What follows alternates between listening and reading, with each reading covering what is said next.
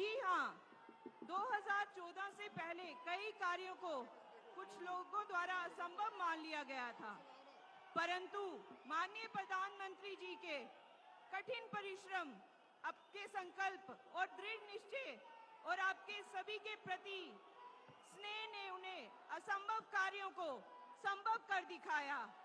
चाहे वो जम्मू कश्मीर से 370 हटाना हो या राम मंदिर में भव्य मंदिर बनवाना। हाँ,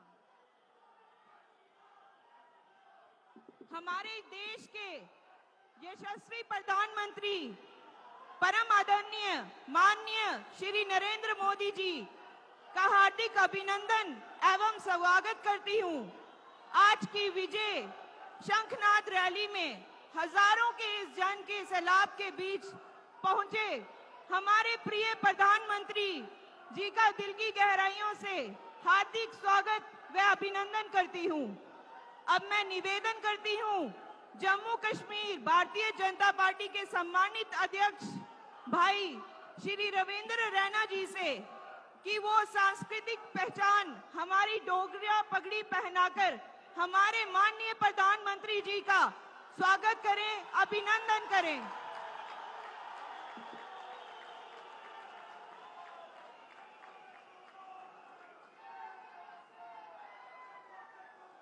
धन्यवाद महोदय जी।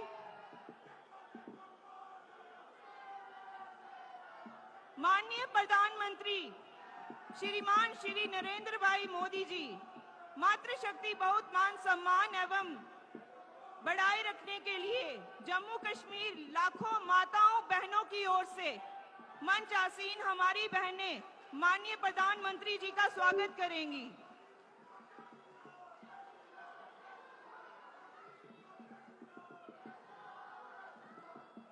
मैं धन्यवाद करती हूं सभी बहनों की ओर से। अब मैं स्वागत करती हूं जम्मू कश्मीर भारतीय जनता पार्टी के सम्मानित अध्यक्ष भाई श्री रविंद्र रैना जी से कि वो अपने भाषण अभिवादन के लिए मंच पर आएं। धन्यवाद।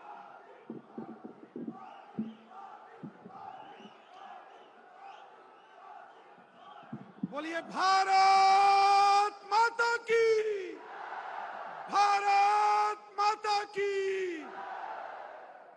उधमपुर की इस पावन धरती पर विश्व के सबसे प्रभावशाली, सबसे लोकप्रिय और सबसे ताकतवर व्यक्तित्व के धनी हमारे देश के यशस्वी प्रधानमंत्री श्रीमान नरेंद्र मोदी साहब का हम हृदय से स्वागत करते हैं, अभिनंदन करते हैं।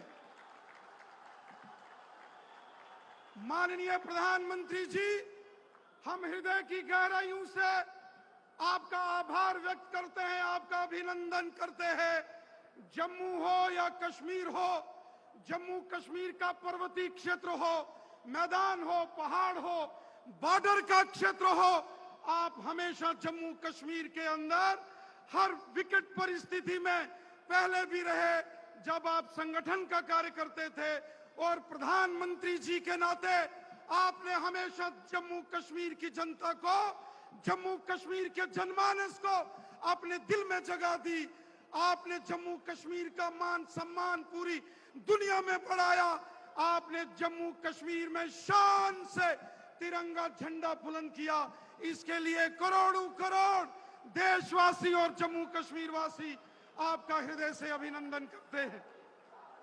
माननीय प्रधानमंत्री जी, ये हमारा सौभाग्य है कि आज जम्मू कश्मीर के अंदर जो अमन, शांति, खुशहाली और भाईचारा मजबूत हुआ है, यह सब माननीय प्रधानमंत्री मोदी साहब की देन है।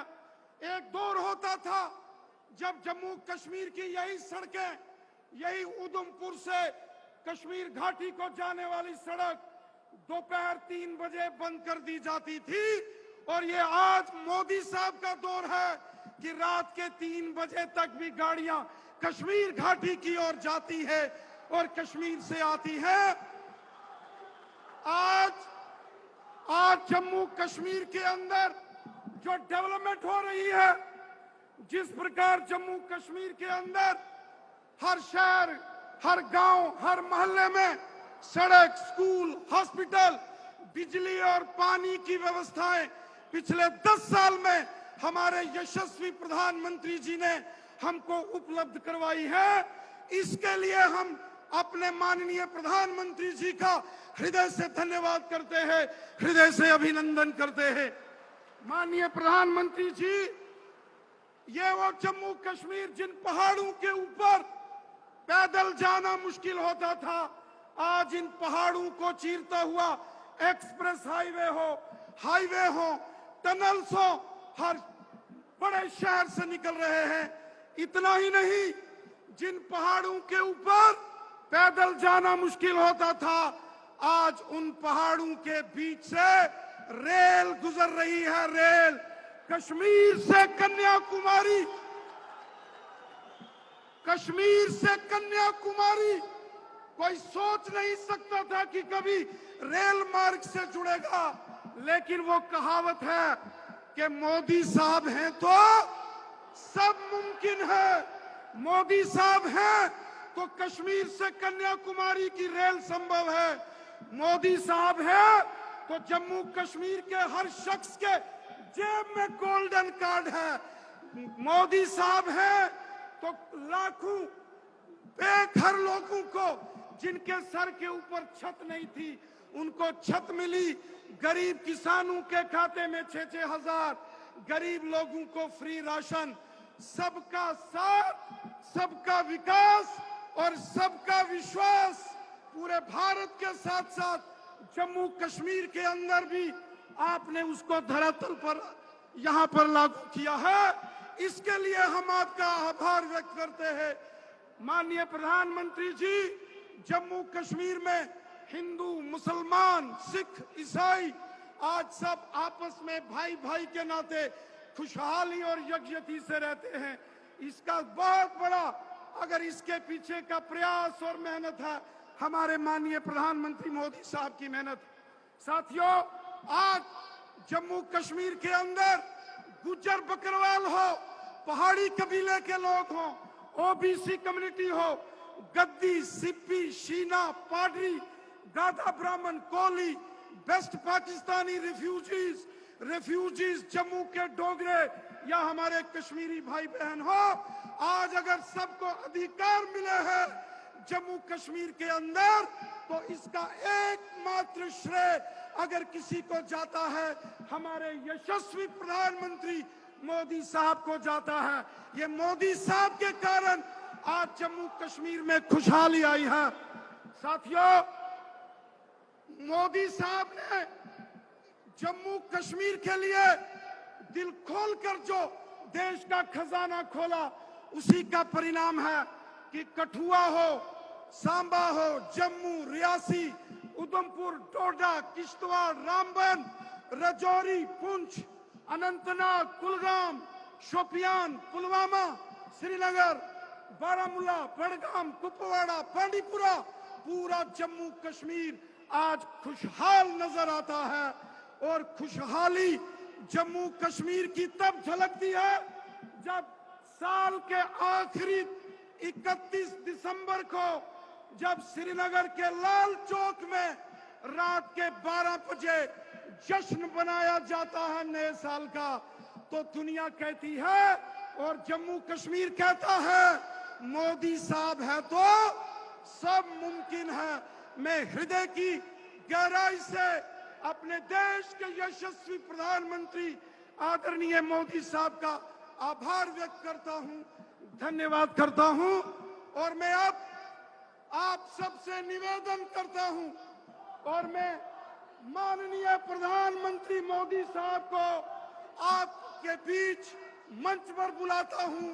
जोरदार तालियों के साथ माननीय प्रधानमंत्री जी अपना उद्बोधन के लिए हमारे बीच मंच पर आएंगे। जोरदार तालियों से एक बार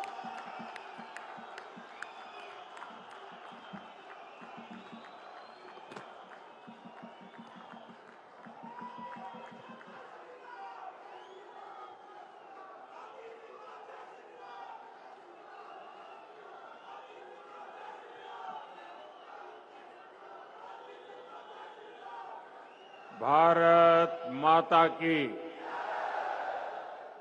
भारत माता की, भारत माता की। सारे डुग्गर देश दे लोगों की मेरा नमस्कार। जोर कन्ने बोलो, जोर कन्ने बोलो, जोर कन्ने बोलो, जोर से बोलो, सारे बोलो। मैं उधमपुर पिछले कई दशकों से आ रहा हूं।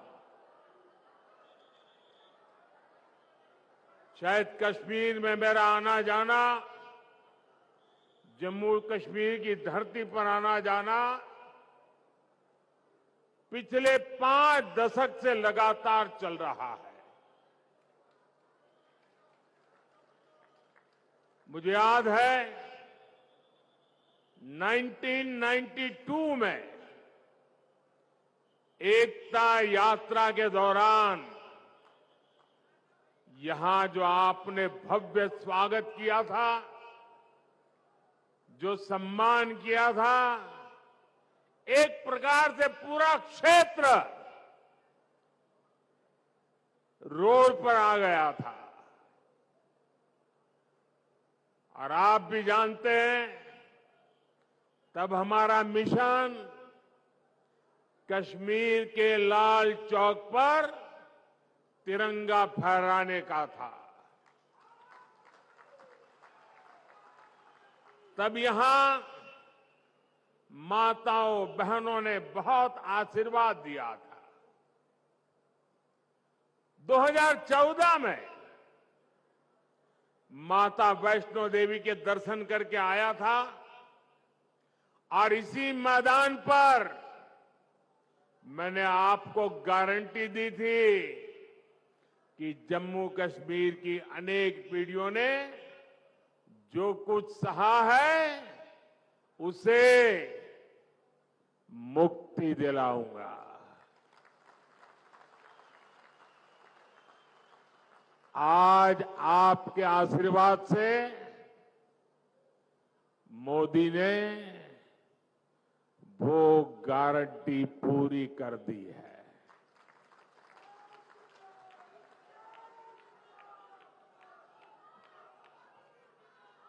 दशकों बाद ये पहला चुनाव है जब आतंकवाद, अलगाववाद, पत्थरबाजी, बंद, हड़ताल, सीमा पार से गोलीबारी ये चुनाव के मुद्दे ही नहीं है।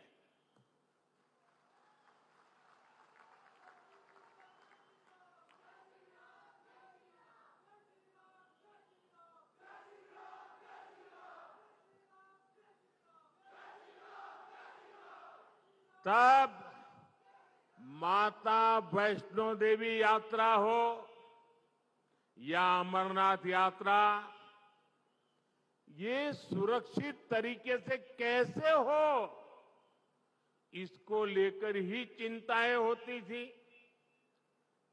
अगर एक दिन शांति से गया तो अखबार में बड़ी खबर बन जाती थी। आज स्थिति एकदम बदल गई है। आज जम्मू कश्मीर में विकास भी हो रहा है और विश्वास भी बढ़ रहा है। इसलिए आज जम्मू और कश्मीर के चप्पे चप्पे में भी एक ही गूंज सुनाई दे रही है। फिर एक बार, फिर एक बार, फिर एक बार, भाइयों और बहनों, ये चुनाव सिर्फ सांसद चुनने भर का नहीं है, बल्कि ये देश में एक मजबूत सरकार बनाने का चुनाव है। और सरकार जब मजबूत होती है तो जमीन पर चुनौतियों के बीच भी चुनौतियों को चुनौती देते हुए काम करके दिखाती है। दिखता है कि नहीं दिखता है? दिखता है कि नहीं दिखता है? यहां जो पुराने लोग हैं उनको 10 साल पहले का मेरा भाषण याद होगा। यही मैंने आपसे कहा था कि आप मुझ पे भरोसा कीजिए।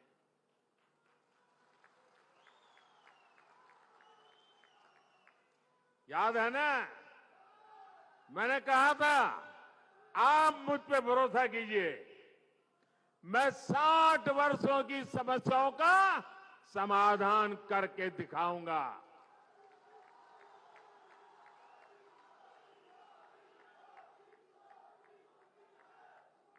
तब मैंने यहां माताओं बहनों के सम्मान की गारंटी दी थी। गरीब को 2 वक्त के खाने की चिंता न करनी पड़े, इसकी गारंटी दी थी। आज जम्मू कश्मीर के लाखों परिवारों के पास अगले 5 साल तक मुफ्त राशन की गारंटी है। आज जम्मू कश्मीर के लाखों परिवारों के पास 5 लाख रुपए के मुफ्त इलाज की गारंटी है। 10 वर्ष पहले तक जम्मू कश्मीर के कितने ही गांव थे जहां बिजली, पानी और सड़क तक नहीं थे।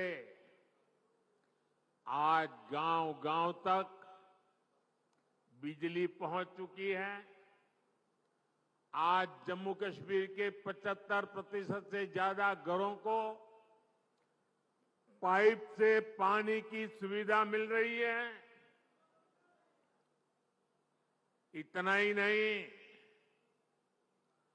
ये डिजिटल का जमाना है। डिजिटल कनेक्टिविटी चाहिए। मोबाइल टावर दूर सुदूर पहाड़ों में भी लगाने का बड़ा तेज अभियान चलाया है। भाई और बहनों, मोदी की गारंटी यानी गारंटी पूरा होने की गारंटी।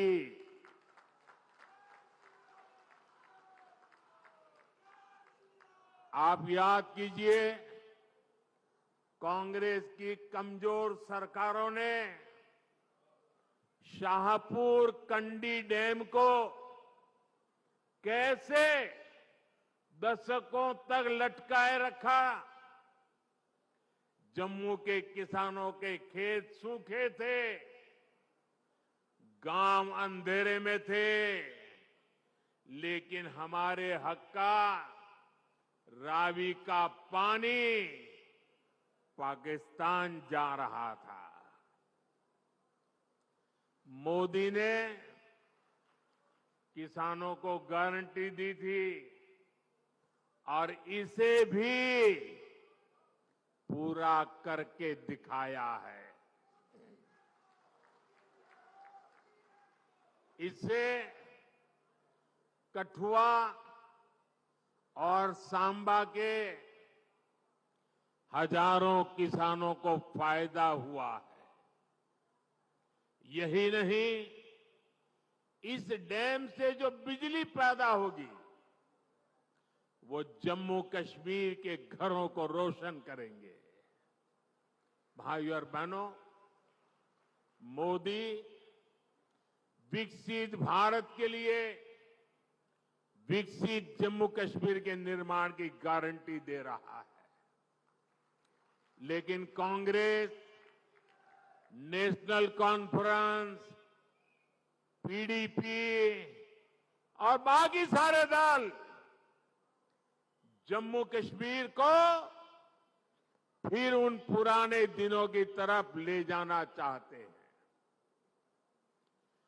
इन परिवार चलित पार्टियों ने,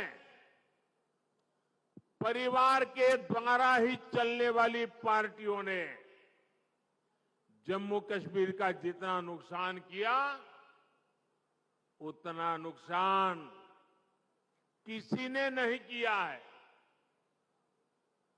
यहां तो पॉलिटिकल पार्टियां मतलब of the family, by the family, for the family.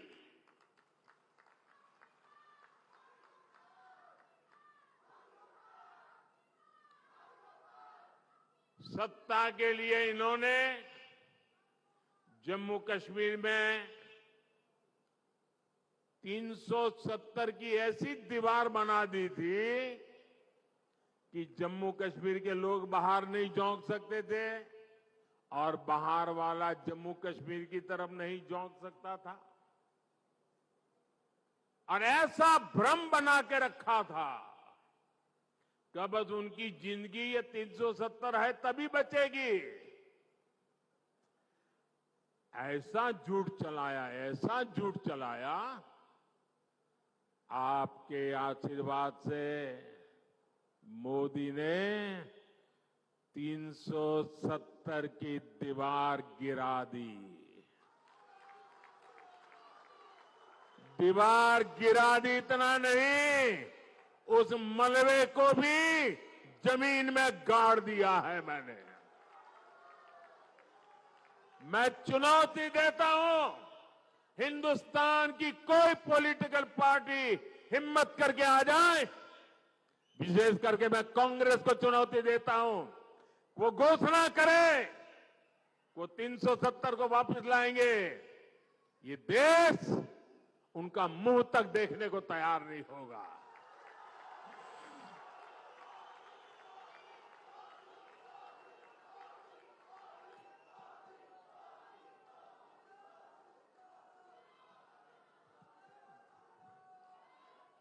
ये कैसे कैसे भ्रम फैलाते हैं, कैसे कैसे लोगों को डरा के रखते हैं। ये कहते थे 370 हटी तो आग लग जाएगी, जम्मू कश्मीर हमें छोड़ के चला जाएगा। लेकिन जम्मू कश्मीर के नौजवानों ने इनको आईना दिखा दिया। अब देखिए, जब यहां उनकी नहीं चली, जम्मू कश्मीर के लोग उनकी असलियत को जान गए। अब जम्मू कश्मीर में उनके झूठे वादे, भ्रम की मायाजाल नहीं चल पा रही है, तो ये लोग अब जम्मू कश्मीर के बाहर देश के लोगों के बीच भ्रम फैलाने का खेल खेल रहे हैं। ये कहते हैं कि 370 के हटने से देश को कोई लाभ नहीं हुआ। जिस राज्य में जाते हैं वहां भी बोलते हैं तुम्हारे राज्य को क्या लाभ हुआ, तुम्हारे राज्य को क्या लाभ हुआ। 370 के हटने से क्या लाभ हुआ है, वो जम्मू कश्मीर की मेरी बहन बेटियों को पूछो, जो अपने हकों के लिए तरस रही थी। ये उनका भाई, ये उनका बेटा, उन्होंने उनके हक वापस दिए हैं।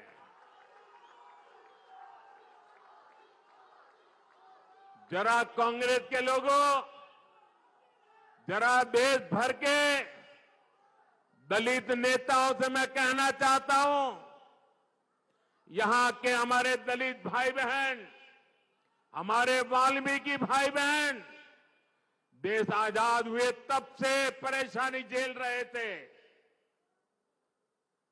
जरा आकर के उन वाल्मीकि भाई बहनों से पूछो, गड्ढा ब्राह्मण से पूछो, कोली से पूछो और पहाड़ी परिवार हो, मचैल माता की भूमि में रहने वाले मेरे पटरी साथी हो, अब हर किसी को संविधान में मिले अधिकार मिलने लगे हैं। अब हमारे फौजियों की वीर माताओं को चिंता नहीं करनी पड़ती, क्योंकि पत्थरबाजी नहीं होती है। इतना ही नहीं,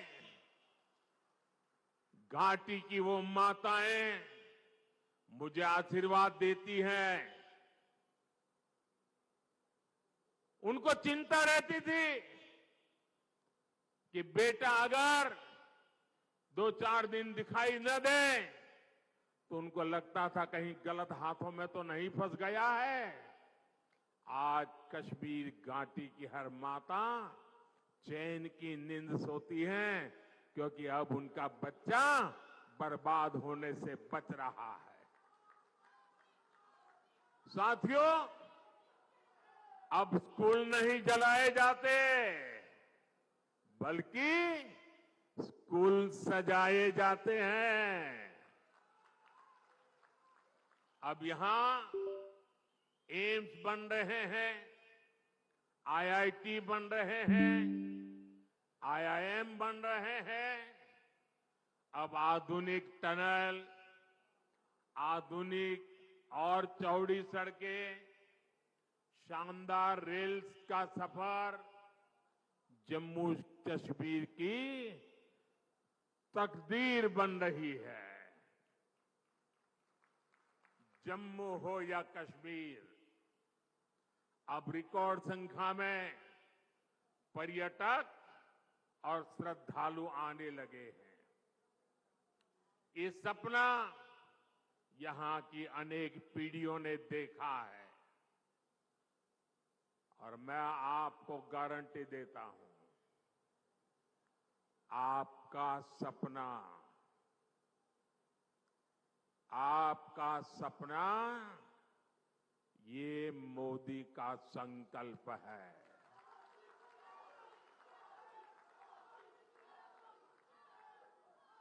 आपके सपनों को पूरा करने के लिए हर पल आपके नाम, आपके सपनों को पूरा करने के लिए हर पल देश के नाम, विकसित भारत का सपना पूरा करने के लिए 24/7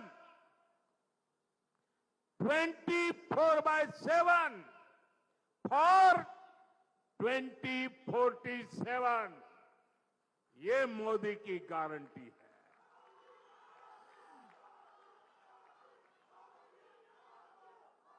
दस सालों में हमने आतंकवादियों और भ्रष्टाचारियों पर घेरा बहुत ही कसा है। अब आने वाले 5 सालों में इस क्षेत्र को विकास की नई ऊंचाई पर ले जाना है। साथियों, 10 साल के अंदर अंदर जम्मू कश्मीर पूरी तरह से बदल चुका है। सड़क, बिजली, पानी, यात्रा, प्रवास वो तो है, सबसे बड़ी बात है जम्मू कश्मीर का मन बदला है। निराशा में से आशा की ओर बढ़े हैं। जीवन पूरी तरह विश्वास से भरा हुआ है। इतना विकास यहां हुआ है, चारों तरफ विकास हो रहा है।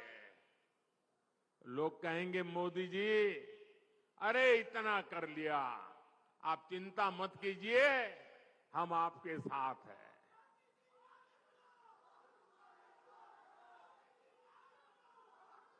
आपका साथ, उस पे प्रति तो मेरा अपार विश्वास है। मैं यहां न आता तो भी मुझे पता था कि जम्मू कश्मीर का मेरा नाता इतना गहरा है कि आप मेरे लिए मुझसे भी ज्यादा करेंगे। लेकिन मैं तो आया हूं मां वैष्णो देवी के चरणों में बैठे हुए आप लोगों के भी दर्शन करने के लिए।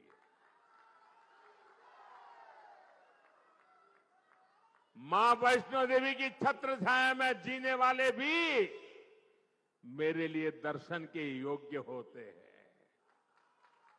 और जब आप लोग कहते हैं इतना कर लिया, इतना हो गया, इतना हो गया, हम वो इतने ज्यादा क्या कर सकते हैं?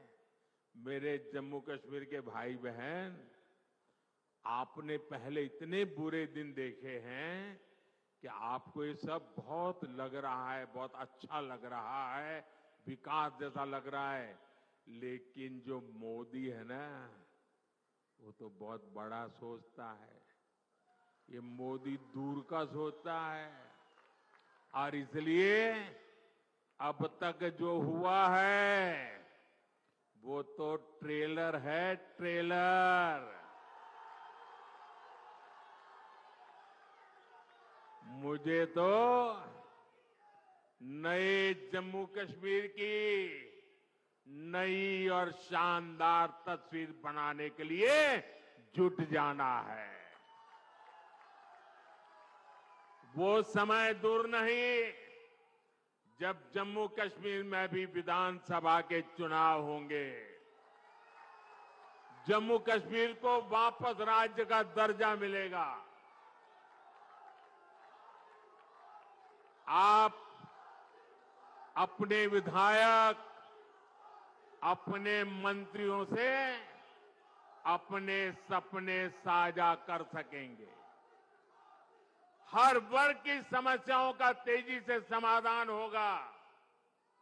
यहां जो सड़कों और रेल का काम चल रहा है वो तेजी से पूरा होगा।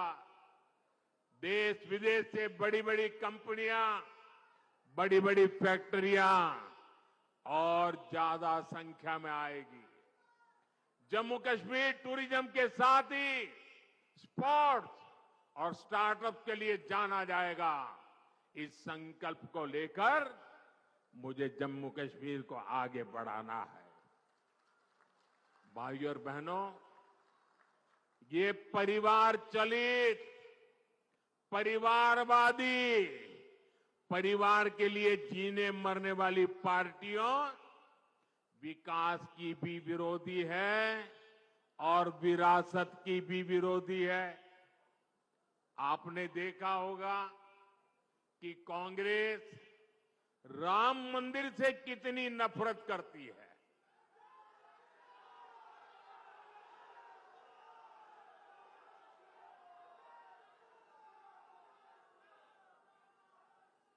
कांग्रेस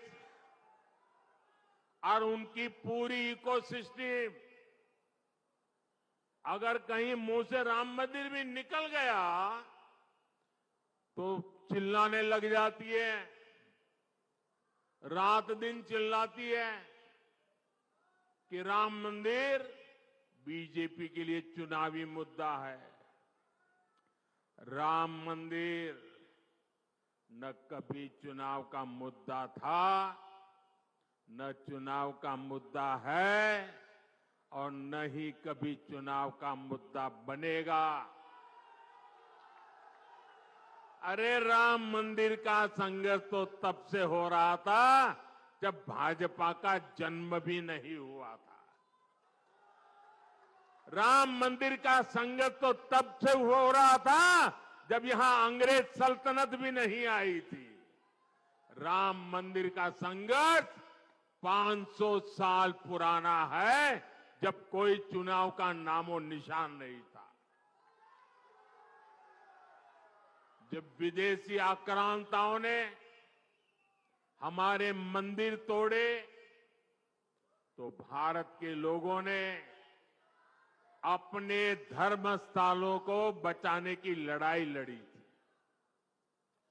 वर्षों तक लोगों ने अपनी ही आस्था के लिए क्या क्या नहीं झेला।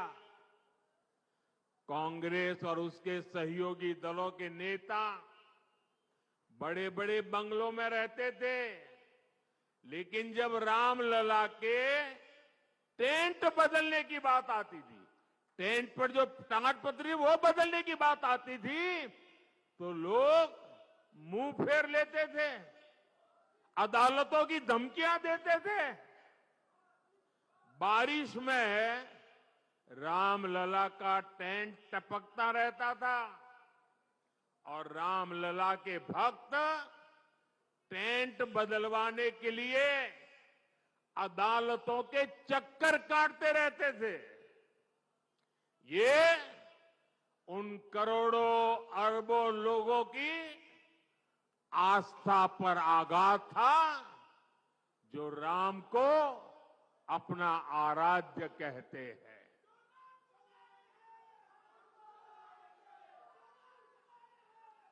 और हमने इन्हीं लोगों से कहा कि एक दिन आएगा जब रामलला भव्य मंदिर में विराजेंगे।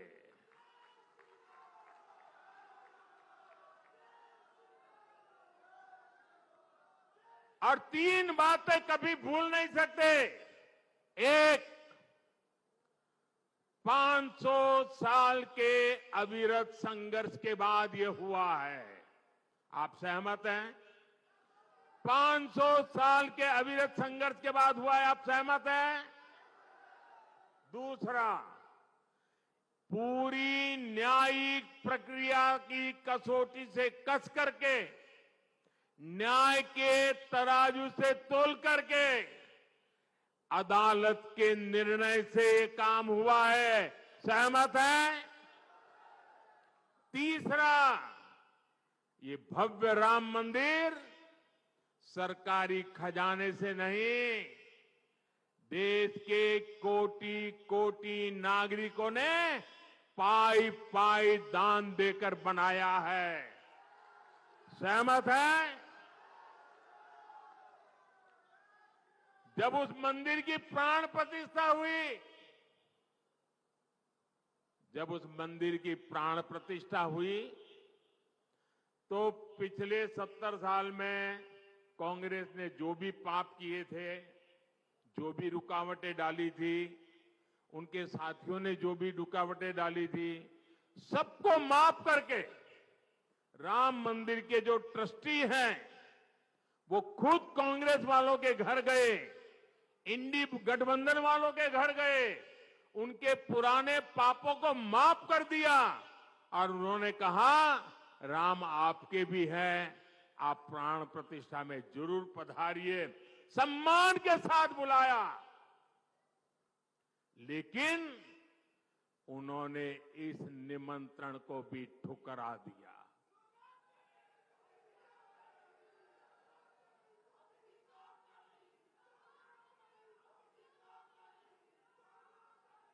कोई बताए वो कौन सा चुनावी कारनामा था जिसके दबाव में आपने राम मंदिर के प्राण प्रतिष्ठा के निमंत्रण को ठुकरा दिया? वो कौन सी चुनावी खेल था कि आपने प्राण प्रतिष्ठा के पवित्र कार्य को ठुकरा दिया? ये कांग्रेस वाले, इंडी गठबंधन वाले,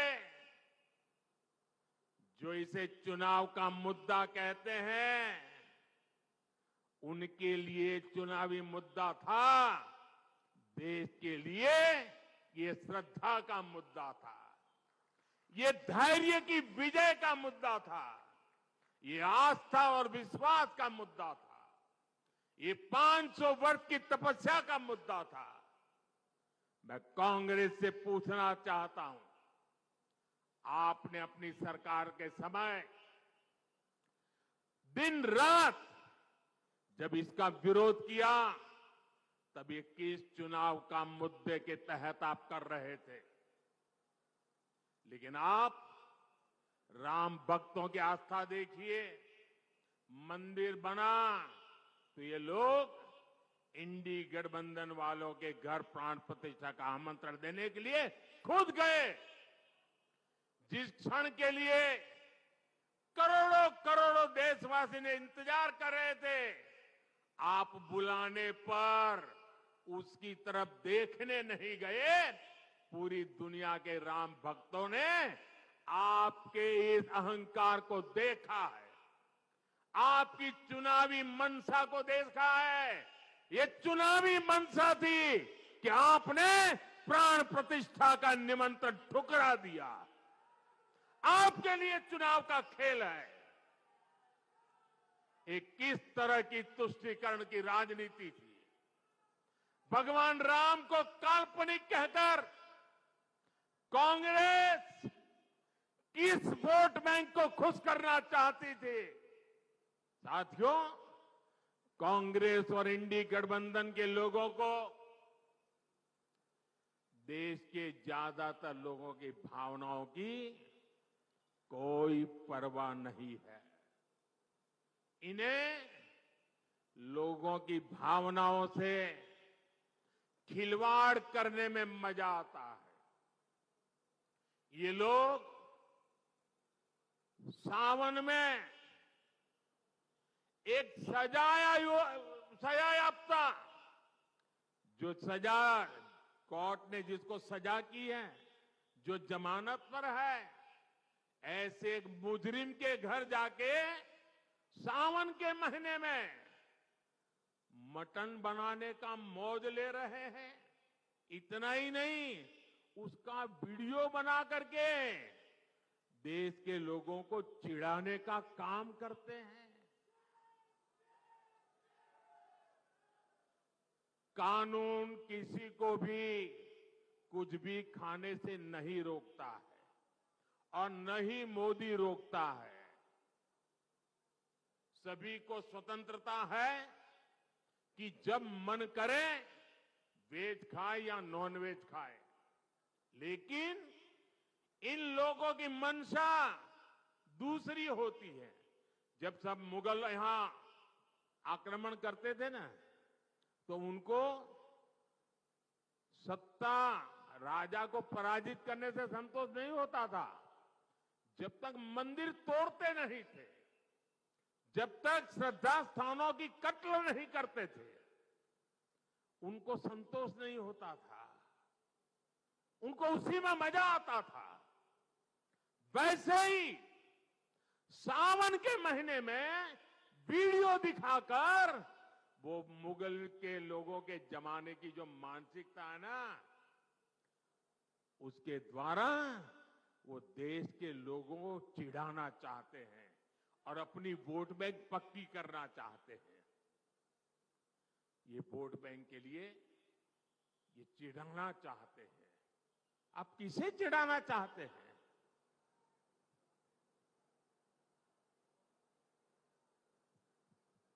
नवरात्र के दिनों में अपना नॉनवेज खाना, आप किस मनसा से वीडियो दिखा दिखा करके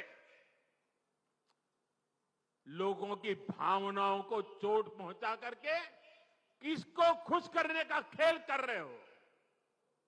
मैं जानता हूं, मैं जब आज ये बोल रहा हूं, उसके बाद ये लोग पूरा गोला बारूद लेकर गालियों की बौछार मुझ पर चलाएंगे, मेरे पीछे पड़ जाएंगे।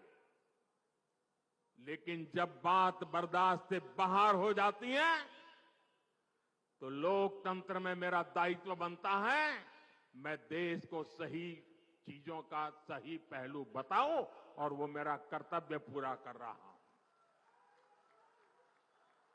ये लोग ऐसा जानबूझकर इसलिए करते हैं ताकि इस देश की मान्यताओं पर हमला हो, ये इसलिए होता है ताकि एक बड़ा वर्ग इनके वीडियो कर देखकर चिढ़ता रहे, असहज होता रहे। समस्या इस अंदाज से है, तुष्टीकरण से आगे बढ़कर ये इनकी मुगलिया सोच है। लेकिन ये लोग नहीं जानते, जनता जब जवाब देती है तो बड़े बड़े शाही खानदार के युवराजों को बेदखल होना पड़ता है। साथियों, ये जो परिवार चलित पार्टियां हैं, ये जो भ्रष्टाचारी है, अब इनको फिर मौका नहीं देना है। उधमपुर से डॉक्टर जितेंद्र सिंह और जम्मू से जुगल किशोर जी नया रिकॉर्ड बनाकर संसद भेजना है। जीत के बाद दोबारा जब उधमपुर आऊं तो स्वादिष्ट कलाड़ी का आनंद जरूर लूंगा।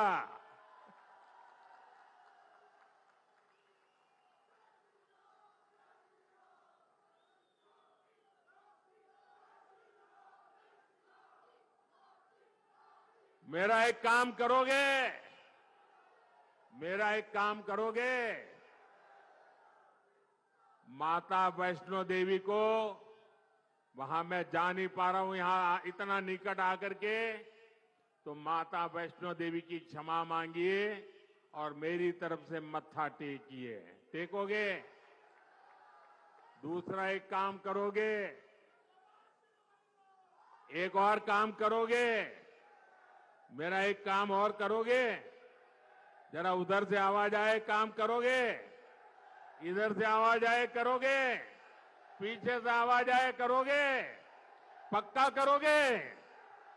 देखिए, आप घर घर जाना है और घर घर जाके कहना, मोदी जी उधमपुर आए थे, मोदी जी ने आपको प्रणाम कहा है, राम राम कहा है, जय माता दी कहा है। कहोगे? कहोगे? मेरे साथ बोलिए, भारत माता की, भारत माता की, भारत माता की। बहुत बहुत धन्यवाद।